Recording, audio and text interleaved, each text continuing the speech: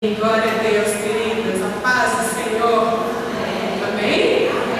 Amém. De novo, quem está feliz com Jesus? Amém. Glória a Deus. Para mim é um grande privilégio, viu, querido? Estar aqui com as irmãs nessa noite. E eu estava compartilhando antes de conversar com a irmã Bíblia. É um grande privilégio, mas eu sei também é uma grande responsabilidade. E eu conto nessa noite com a ajuda do Espírito Santo de Deus. Eu conto com o Senhor para falar através da minha vida. E que não seja Isabel, mas que seja o Senhor através da Isabel. Amém? Vamos orar mais uma vez? Pai, nós queremos te bendizer, Senhor. Te adoramos porque Tu és maravilhoso, Senhor. Tu és totalmente amável, totalmente desejável. A nossa alma deseja o Senhor. O nosso ser anseia por Ti, Deus, porque de fato, para onde nós iremos, só o Senhor tem essa água de vida eterna. Obrigada porque o Senhor nos ama tanto. Obrigada porque o Senhor ama de um modo lindo, único e especial cada uma das minhas queridas irmãs. Obrigada, Pai, porque o Senhor se importa conosco. Se importa com cada uma das nossas necessidades. Obrigada porque o Senhor nos entende. O Senhor entende melhor do que ninguém como é uma mulher, ou como é ser mulher. Pai, o Senhor nos entende. E nós queremos te bendizer nesta noite, te convidar mais uma vez, Espírito Santo de Deus. Continue a vontade em nosso meio, porque já temos percebido que o Senhor está entre nós. E nós te louvamos e te agradecemos, Pai. Pedimos que o Senhor conduza, Pai, toda esta noite, tudo aquilo que sair do meu corpo, que não seja de mim mesma, que seja o Senhor através de mim. E mais uma vez convidamos também os seus anjos para continuarem neste lugar, pelejando por cada uma de nós, pelo teu povo, pela tua obra, que só haja espaço, Senhor, para o mover do teu Espírito, teu Santo e doce Espírito. Nós te louvamos e te agradecemos em nome de Jesus. Amém, queridas? Amém. Podem se sentar. Glória a Deus. É muito bom estar entre mulheres. Amém? Amém. E é tão bacana quando a gente pensa na vida de Jesus e no ministério de Jesus, como o Senhor Jesus também amava estar com as mulheres. Amava ouvir o coração das mulheres, amava ouvir as necessidades das mulheres. Muitas vezes a gente pensa, poxa vida, mas será que Deus se preocupa conosco? Será que o Senhor se importa com as nossas necessidades? Olha assim, queridos. Você e eu somos tão importantes para o Senhor. Tão importantes. E Ele deseja inundar o nosso coração. Ele deseja sondar o cantinho mais profundo do nosso coração, a fim de saciar a nossa sede, a sede emocional que nós mulheres temos tanto, não é isso?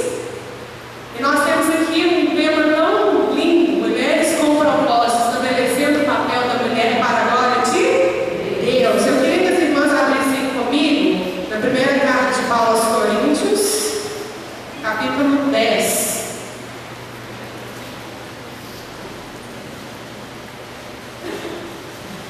Primeiro aos Coríntios 10, verso 31.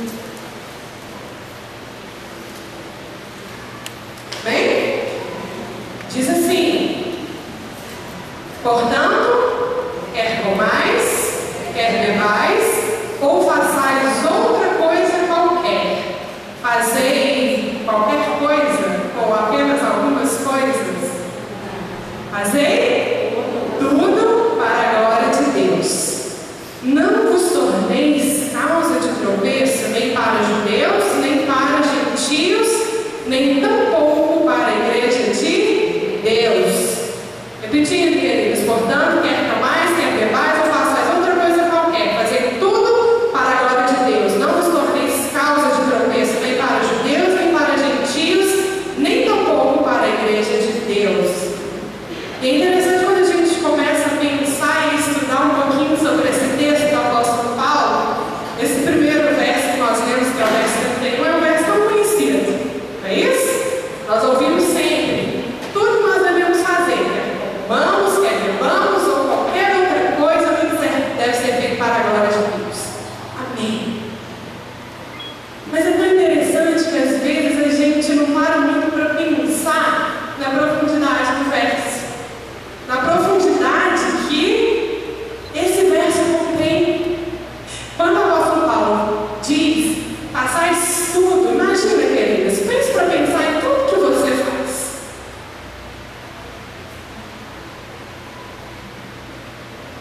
É muita coisa, não é? Agora só eu. E nós mulheres temos essa capacidade de realizar muitas coisas. Isso é uma bênção. E aqui o Senhor está nos desafiando, filhas.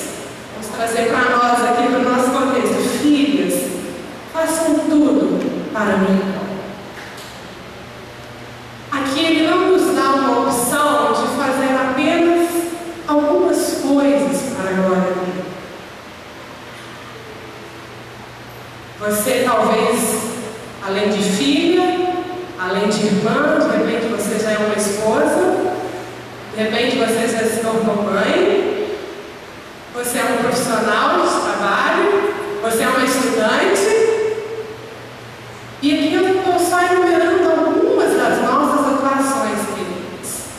E aqui o Senhor está dizendo, filhas, tudo, absolutamente todas as coisas devem ser feitas para a minha glória. Muitas vezes a gente pensa o seguinte, bom, quando nós estamos na casa do Senhor, na igreja, é tão gostoso, que esse ambiente tão propício para o manifestar do Senhor, parece que às vezes é até mais fácil fazer tudo para a glória dele, não é?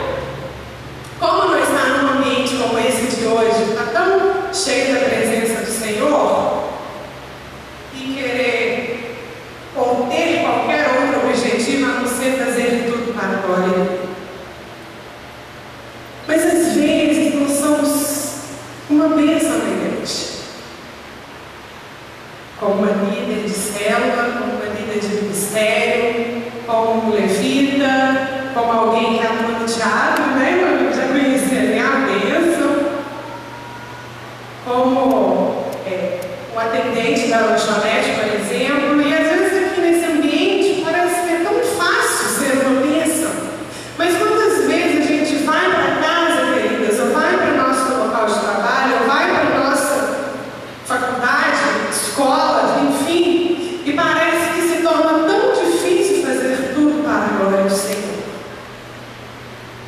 Parece que muitas vezes nós temos tantas justificativas para fazer as coisas do nosso jeito, não é?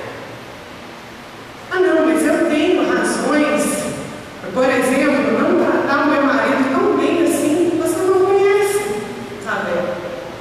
Você não sabe como ele me trata. Você não sabe como é o meu colega de trabalho. E às vezes nós acabamos tendo, permitam-me dizer, desculpas próprias para fazer as coisas muito do nosso jeito. Mas o que o Senhor está nos dizendo aqui nesse texto? Filhas, tudo. Não importa se algumas coisas serão mais fáceis de serem realizadas por minha glória. Não importa se às vezes o desafio é muito grande. E queridas, nós sabemos que a vida é feita de desafios. E você sabe qual tem sido o seu desafio como mulher. Eu não sei se o seu desafio é com o seu marido, eu não sei se o seu desafio, querida solteira, é nessa espera por aquele que será o seu marido. Eu não sei se o seu desafio é enquanto uma estudante para manter a sua integridade. Eu não sei, mas você sabe. E o Senhor sabe dos meus desafios também, e Ele quer agir em nós de modo que até os nossos desafios mais árduos do nosso dia a dia nós consigamos realizar tudo para a glória dele. E a gente seguindo aqui no texto, no verso 32, o apóstolo Paulo diz para quê? Para que nós fazermos tudo para a glória de Deus, para não nos tornarmos causa de tropeço, nem para judeus, gentios e para a igreja de Deus. É bacana a gente trazer isso para o nosso contexto, queridos. E quando ele fala de judeus, gentios e igreja de Deus, eu tive um entendimento, eu queria compartilhar com as irmãs. Quando ele fala de judeus, fala de quê? Da nossa casa.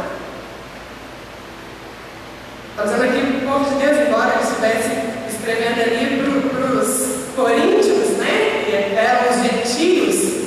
Mas quando a gente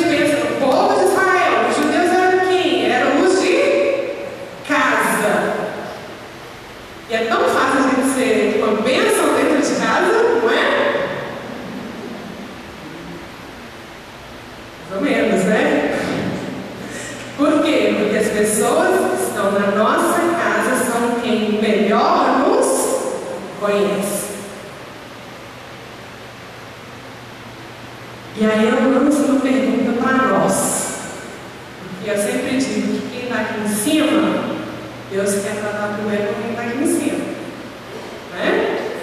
E aí eu trago essa pergunta para nós. E aí, nós temos sido bênção ou pedra de tropeço para as pessoas da nossa casa? Será que lá a gente tem feito tudo para a glória do Senhor, de modo que a gente não seja essa pedra de tropeço? Responda para você, querido. E ele fala também dos gentios. Gentios a gente já pode entender como pessoas fora daquele arraial do Senhor. Então, todo mundo, seus colegas de trabalho, seus colegas de faculdade, seus vizinhos. E aí, de novo, traz sobre nós e faz a gente pensar um pouco, não, faz a gente pensar muito na responsabilidade que nós temos como filhos do Senhor de testemunhar. E de novo, outra pergunta: o que os gentios, ou as pessoas que não são da nossa casa, têm dito a nosso respeito, têm pensado a nosso respeito?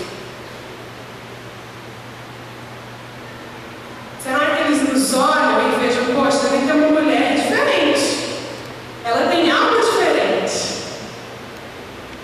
Ou nós somos apenas mais uma que faz parte desse tempo onde as mulheres estão com valores tão invertidos, valores tão errados, se sentindo as superpoderosas, que não precisam de ninguém, inclusive não precisam de Deus? Tem muita gente, infelizmente, muita mulher por aí com esse pensamento. Ou aquelas mulheres que acabam apelando para o lado da sensualidade para conseguir tantas coisas. Queridos, o que as pessoas têm dito e pensado a nosso respeito?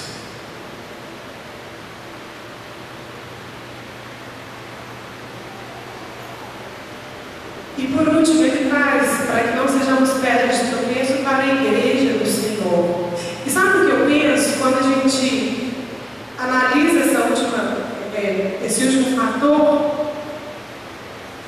A gente é pedra de tropeço para a igreja, não é simplesmente quando a gente está aqui dentro e aí eu faço alguma coisa contra o meu irmão, contra a minha irmã, ou eu me rebelo contra o meu líder. Claro, tudo isso, eu estou sendo pedra de tropeço, mas eu sou pedra de tropeço para a igreja do Senhor, quando dentro da minha casa eu sou pedra de tropeço, ou para as pessoas que estão fora de minha casa? Às vezes, não sei se vocês já ouviram falar assim: bom, eu não devo satisfação para ninguém da minha vida. A minha vida é a minha vida, ninguém tem a ver com isso, nada a ver com isso. O meu líder não tem nada a ver com isso, o meu pai e minha mãe não tem nada a ver com isso, enfim. Só que a partir do momento que nós servimos ao Senhor e aceitamos ao Senhor como nosso Senhor e Salvador, automaticamente o que acontece, queridas? Nós passamos a fazer parte de quê? Da família de Deus, do corpo de Cristo. Então, a gente não tem mais o direito de falar assim: bom, eu não tenho que dar satisfação da minha vida para ninguém, eu faço o que eu quiser. Sabe por que não há mais espaço? Porque nós fazemos parte de um corpo. Então, em qualquer outra área da nossa vida, quando a gente pisa na bola, a gente está sendo pedra de tropeço para quem? Para o corpo de Cristo. Aquilo que Paulo também diz, né? Se é um dos órgãos do nosso corpo que machuca, o corpo inteiro sente.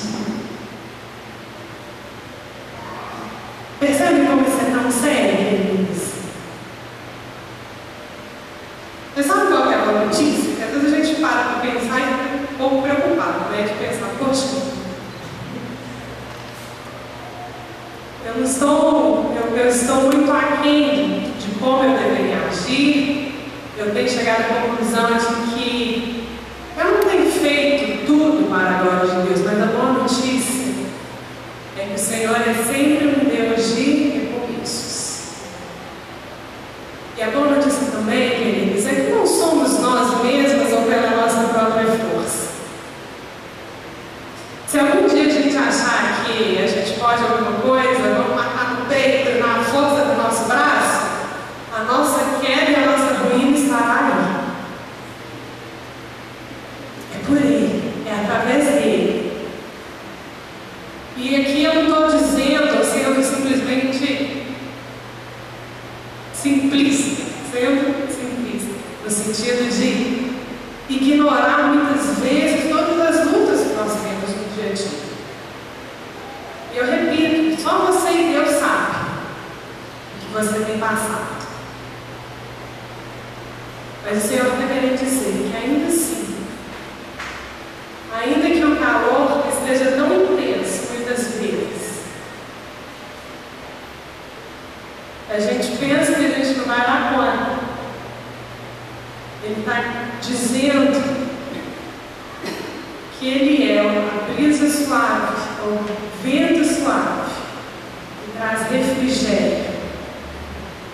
E que ainda que às vezes a gente não consiga ver, Ele está conosco, queridos. É por Ele, através dele.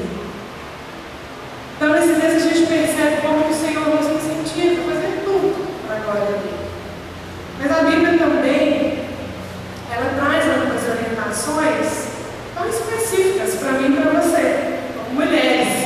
Eu queria que a gente abrisse agora o Salmo 144.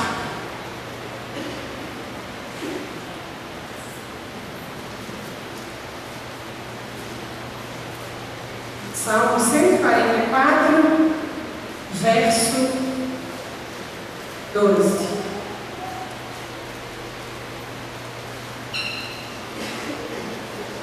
Diz assim: que nossos filhos sejam na sua mocidade como plantas viçosas, e nossas filhas como pedras angulares, lavradas como colunas de palácio. Repetindo a parte B do verso: e nossas filhas como pedras angulares, lavradas como colunas de palácio. Quem aqui é filha? Vou levantar a mão, gente. Não precisa ficar com vergonha. Ou seja, todas nós. Então, o Senhor aqui através do salmista está nos trazendo algo novo e muito precioso que eu queria compartilhar com as irmãs também.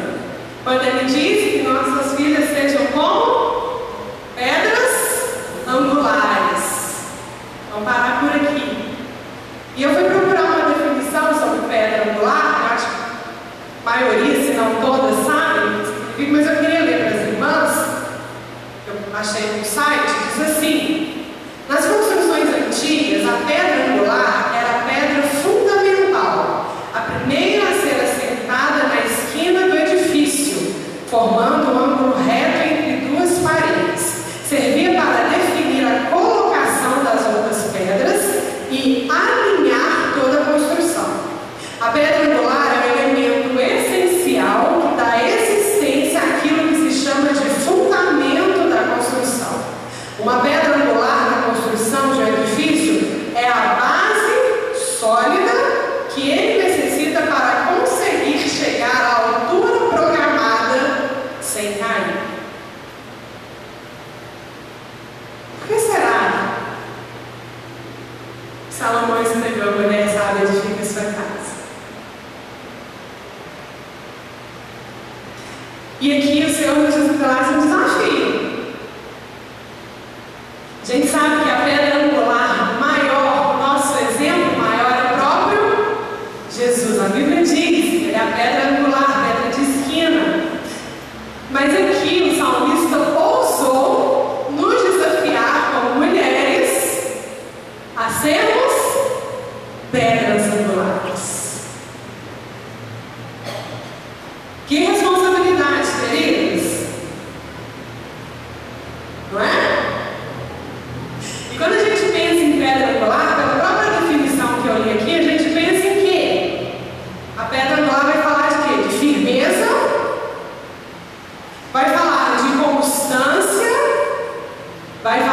de estabilidade. Puxa vida, mas aí eu acho que o salmista ele foi muito ousado, porque falar de estabilidade para a mulher, de constância para a mulher, será que ele não conhecia o período de TPM, por exemplo?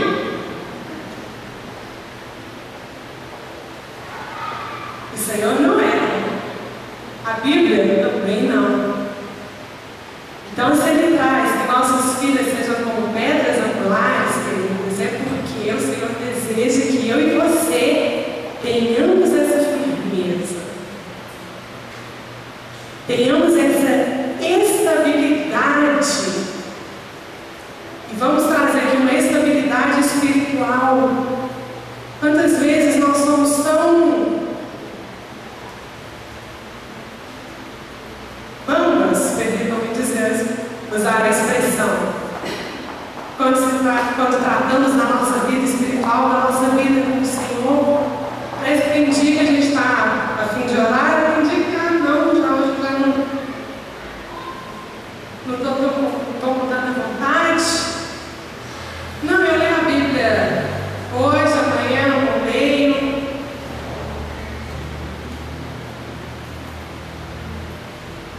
Sabia que a nossa casa, quantas são casadas?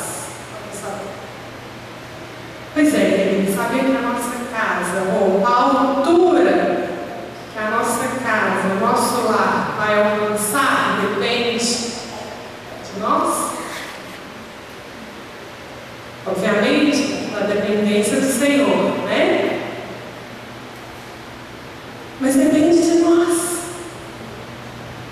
Se a nossa casa vai cair ou não, se o fundamento é um fundamento sólido ou não, depende de nós. Solteiros, vamos ouvir? Está vendo? Vamos buscando de Deus essa sabedoria.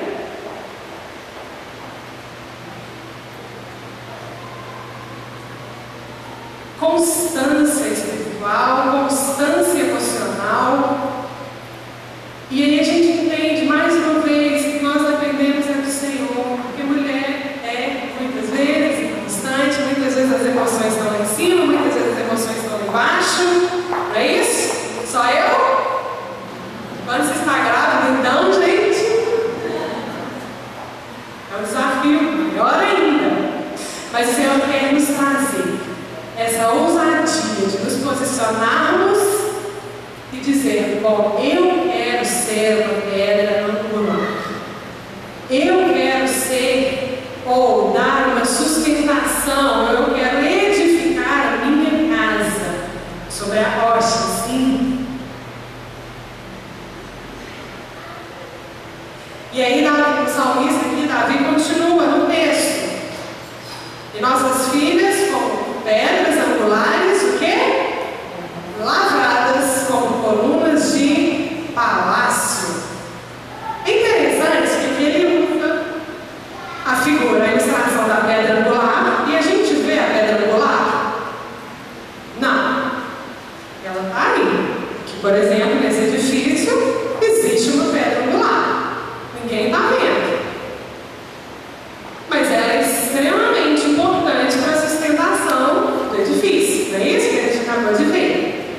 Agora, se a gente pensar na coluna de palácio, ela fica escondida? Não. Aliás, ela fica bem à mostra, bem à vista. Tenho certeza que quem nunca esteve pessoalmente, mas por fotos, dá para a gente ter uma ideia das colunas de palácio. E aí a gente pensa em quê? Imediatamente quando a gente pensa no palácio, pensei, querida, imagina com você aí um palácio. E imagina as suas colunas. A gente logo pensa em quê? Em grandiosidade. A gente pensa em que mais? Em imponência. A gente pensa em nobreza, em realeza. A gente pensa em beleza, a gente pensa em força e por aí vai. Não é? Mas o salmista diz: lavradas como colunas de palácio. E aí a gente entende que para a gente chegar nesse ponto, ou neste nível de nos tornarmos colunas de palácio, que tem sim a sua beleza, que tem a sua força, que tem a sua grandiosidade, mas essa grandiosidade não vai apontar para ela mesma. Mas para que isso aconteça, nós precisamos ser lavradas, precisamos ser trabalhadas, precisamos ser moldadas, quase que esculpidas por um artista.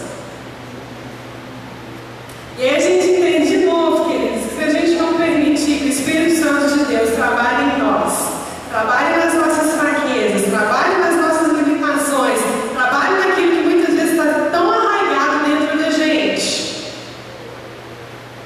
é impossível nos tornarmos colunas de palácio.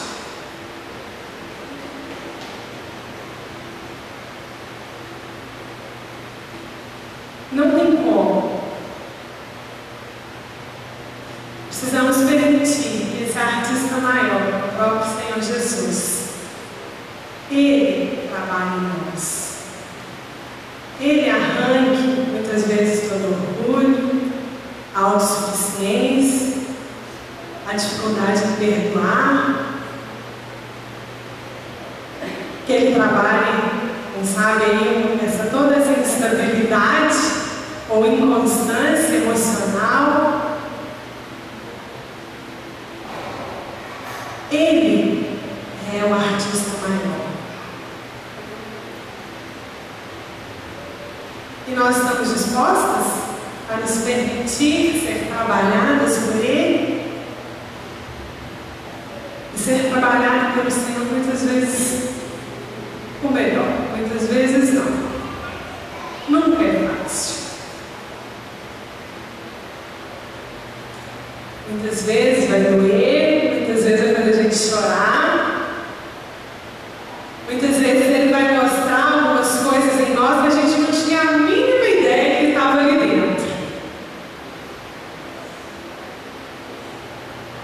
E não sei para vocês, queridos, mas para mim às vezes é tão duro quando o Senhor joga a luz dele no meu coração, e aí eu percebo quão ruim a Isabela é. E eu percebo, às vezes, algumas coisas que eu pensava: poxa, eu não sabia que eu tinha isso dentro de mim.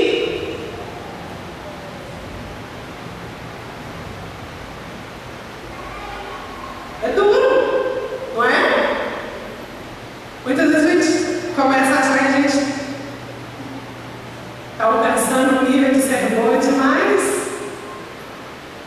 E aí o Senhor vai com a luz dele, assim, que é aquela luz para mostrar tudo, para clarear mesmo. E aí a gente vê e percebe: poxa, eu realmente preciso desesperadamente do Senhor.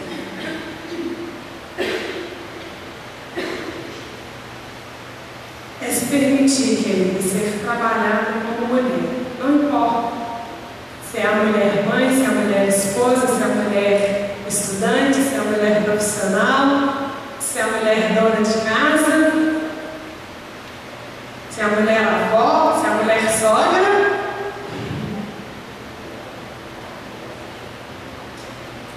E por outro lado, quando a gente pensa em colunas de palácio, a gente não vê as colunas de palácio dizendo assim: olha, eu estou aqui, olhem para mim. Alguém já viu uma coluna de palácio dizendo isso? Eu nunca vi. Não. A coluna de palácio, ela não chama atenção para ela mesma. Falar: olhem para mim, me notem, me percebam. Ela é notada pelo que ela é. É natural. Não é forçado. E aqui a gente aprende uma qualidade que o Senhor quer que cada um de nós desenvolvamos, que é a qualidade que é da discrição.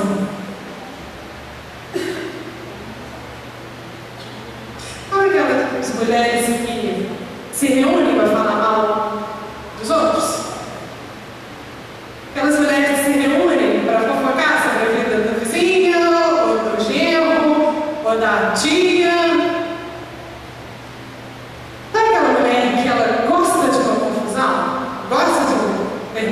usar a expressão de um barraco? Sabe aquela mulher que quer falar para todo mundo que ela chegou no lugar? Isso aqui não tem nada a ver com temperamento, tá, gente?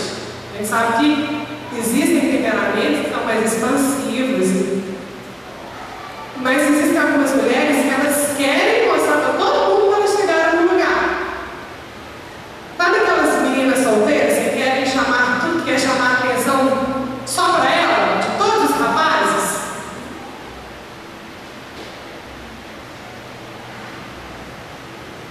E aí, será que é assim que o Senhor deseja que a gente age? Será que ser coluna de palácio vai agir assim, queridas?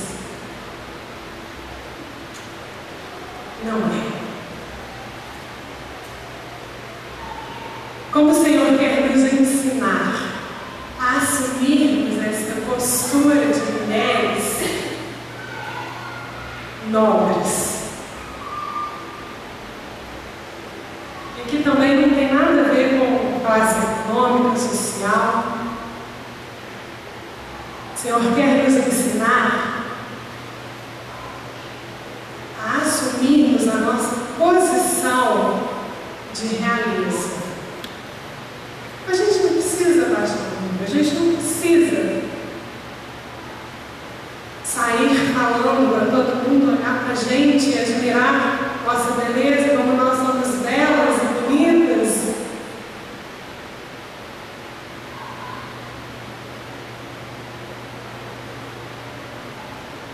É sabermos quem nós somos, qual é a nossa identidade no Senhor.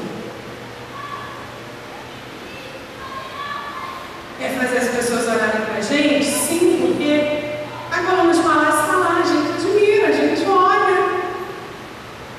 Mas não é porque a gente está chamando ou pedindo para que olhem para nós, para que nos notem, porque nós simplesmente somos. E é isso que o Senhor quer, que a gente flua a vida dele de um modo não natural. Que a gente seja tão íntima dele, que nós sejamos tão lavradas por ele, que a beleza dele flui de nós de modo natural. A vida dele flui de nós de modo natural. Quando a gente abre a nossa boca, palavras de vida jorram de modo natural. É isso que o Senhor tem desafiado a mim e a você.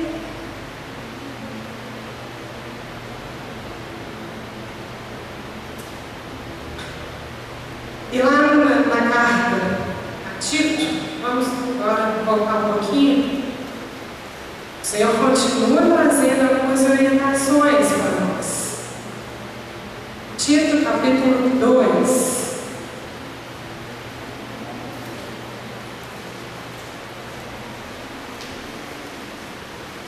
Colossenses, Tessalonicenses, Timóteo, Tito.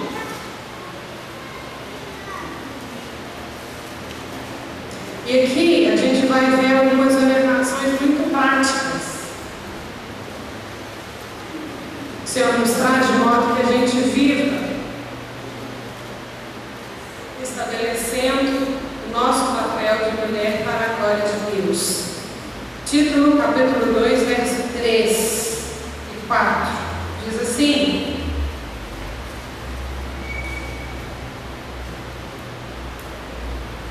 quando as mulheres idosas, semelhantemente, estejam sérias em seu proceder, não caluniadoras, não escravizadas a muito vinho, sejam mestras do bem, a fim de instruírem as jovens recém-casadas a amarem ao marido e seus filhos, a serem sensatas, honestas, boas donas de casa,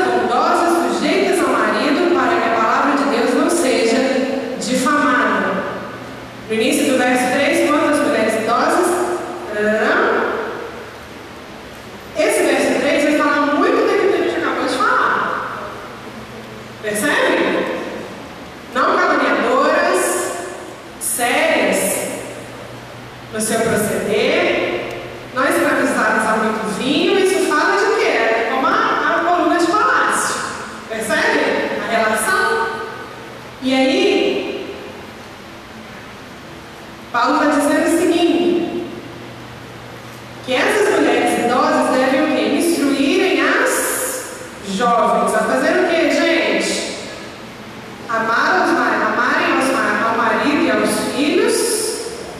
Vamos parar aqui por enquanto. E aí, nós temos amado nosso marido e nossos filhos? Você, querida, que já tem um pouco mais aí de caminhada, tem ensinado, tem passado este legado para aquelas jovens que estão perto de você? Ou será que essas jovens têm ouvido alguma coisa do tipo, não, bom, a gente não precisa seguir muito à risca aquilo que a Bíblia diz sobre amar o marido, sobre estar sujeito ao marido? Não, homem, a gente tem que controlar, a gente tem que mandar, tem que manter na palma da mão.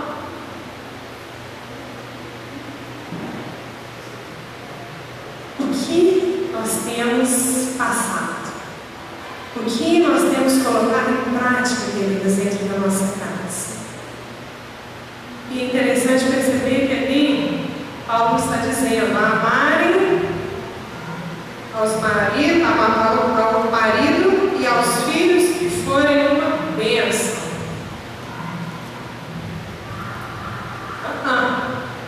Falando, amar ao marido e aos filhos. Encerrou a ideia aí, ou seja, não importa se o nosso marido ele é uma bênção, ele é um homem rendido ao Senhor, ele é um homem sensível à voz de Deus. Se é, glória a Deus. Mas e se não é? Eu preciso amar do mesmo jeito. Eu tenho que amar meus filhos. Não é se meu filho ele é muito obediente, ele é muito tranquilo. De repente meu filho é rebelde, tem um temperamento tão difícil. E aí, queridos? Não.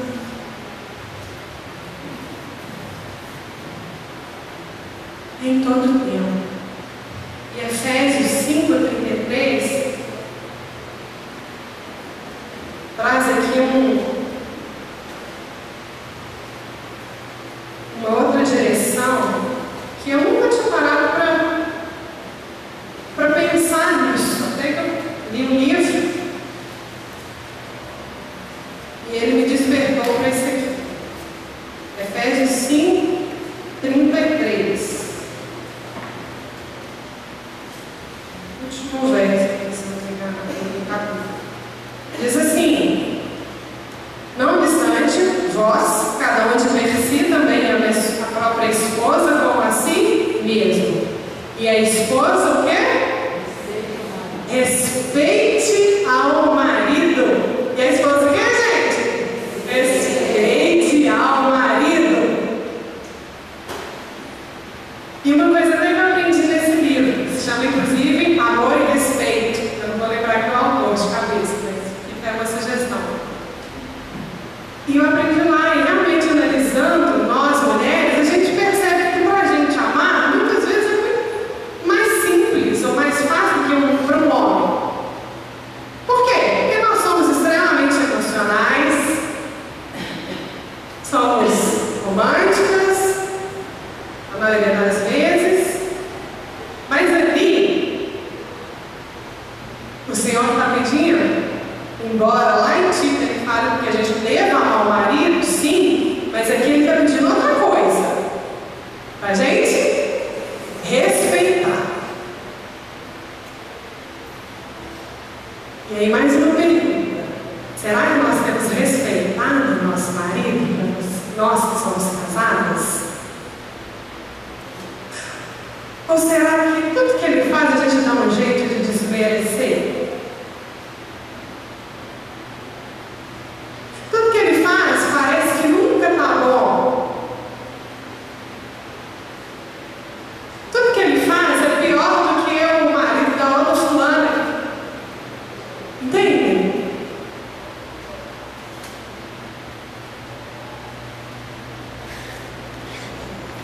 E de novo, o Senhor não está pedindo para a gente respeitar o nosso marido, que é uma bênção.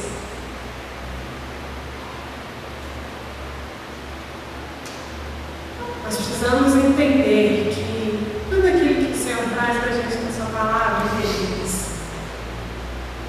Ele deseja que a gente coloque em prática.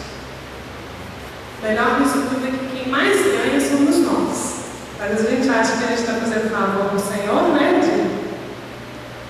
De seguir aquilo que Ele está dizendo na sua palavra, mas quem mais ganha somos nós.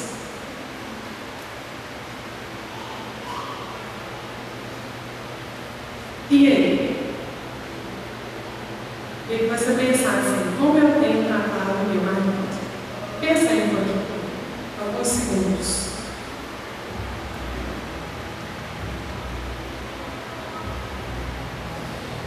Você reconhece, tem reconhecido aquilo que Ele faz de bom? Ele é imperfeito, Ele é falho, claro. É ser humano, assim como eu e você. Muitas vezes pisa na bola feio. Também, como eu e você. Às vezes, na sua opinião, Ele podia ser de tantas outras maneiras. Mas o Senhor está nos desafiando a respeitar o nosso marido. E mais do que respeitar, mostrar que nós o respeitamos. Queremos ser amados? Quem quer? Eu quero. Então que a gente mostre respeito a eles. Se nós mostramos que os respeitamos, com certeza isso para o homem faz uma diferença em tanto. E para ele expressar que nos ama, queridos, fica muito mais fácil. A gente não respeita, tudo bem que tudo parte pela escolha de cada um. Mas se nós plantamos desrespeito, provavelmente nós não colheremos amor.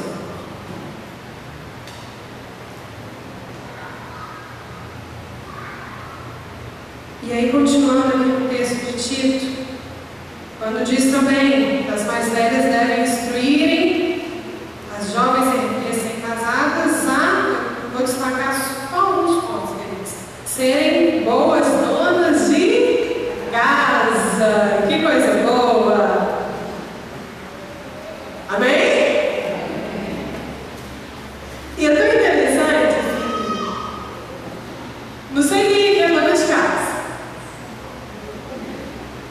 Eu sou. Ô, gente, vamos combinar uma coisa. Tem dia que ser dona de casa é dureza. Não. É ou não é?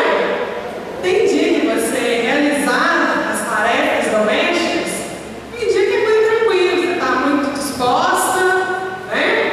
Mas tem dia que você não está disposta. Aí a gente volta para o primeiro texto que a gente leu. Quer mais, quer ver mais, ou façais outra coisa qualquer? Fazer tudo para a glória de Deus, inclusive ser dona de casa. Inclusive varrendo a casa. Inclusive lavando roupa. Inclusive fazendo almoço. Inclusive arrumando a cozinha. E por aí vai. Você sabe melhor do que eu o que você realiza como dona de casa. Ah, Isabela, mas eu sou uma profissional, eu tenho a profissão, sim, queridos, mas aqui também o Senhor está nos dizendo que todas nós, independente, nós temos uma atividade profissional fora de casa, precisamos ser boas donas de casa. Poxa, mas a Bíblia tinha que falar até disso. Quem? Falando, às vezes a gente já não consegue ser, mas se não falar. É desafiador demais, não é? Pensar até nisso, até no ser boa dona de casa. Quantos maridos aí padecem? Então, às vezes,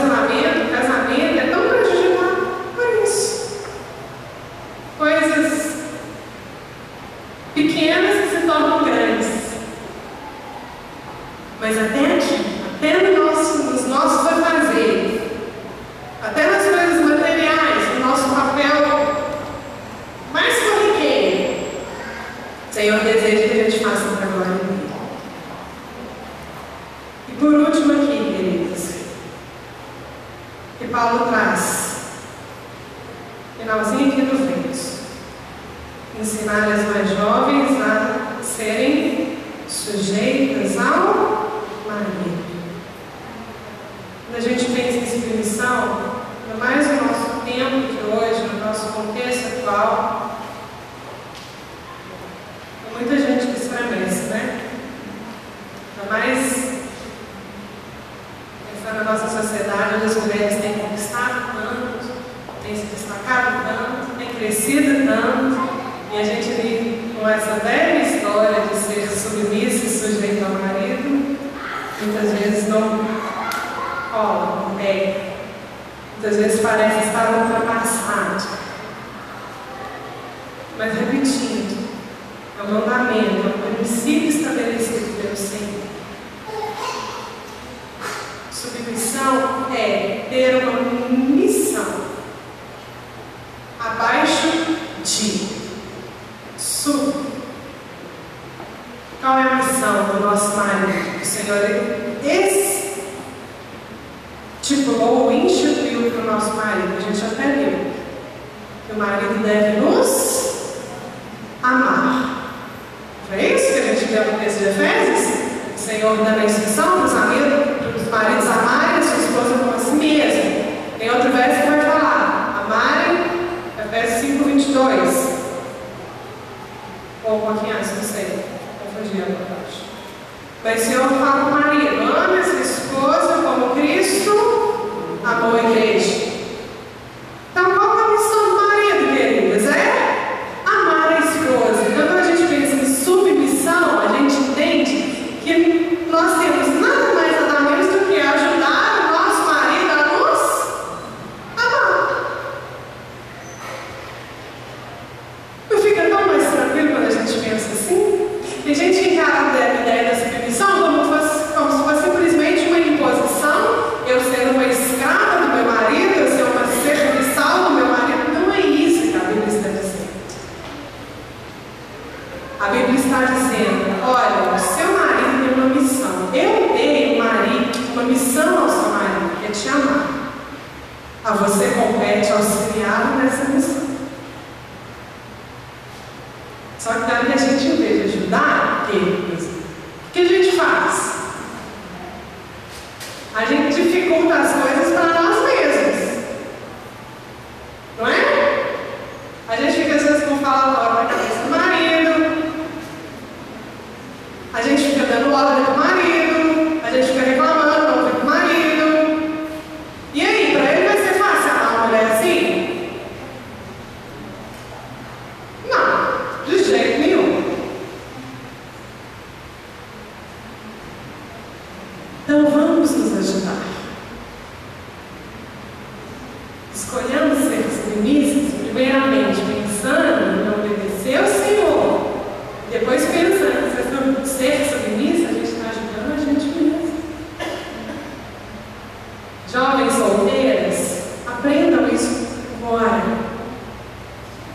Deixam os conceitos que têm rondado a nossa sociedade invadirem o seu coração de modo que você pense: bom, quando eu casar, eu estou fora desse negócio de submissão. Não. Bem? Nossa, amém, que misericórdia. Sabe o que eu falei de submissão? Amém ou não, queridas? Amém. Amém, agora sim. E aqui eu encerro dizendo: o Senhor deseja que a nossa vida seja continuamente um instrumento de manifestação da sua glória. Ele nos deixou, através da sua palavra, tudo o que precisamos para nos tornarmos mulheres que o glorificam. E a vontade de Deus é sempre boa, agradável e perfeita, obedecendo a palavra de Deus. Quem mais ganha somos nós mesmos. É desafiador? É. Mas nele, através dele, nós podemos todas as coisas. Amém? Você pode colocar de pé?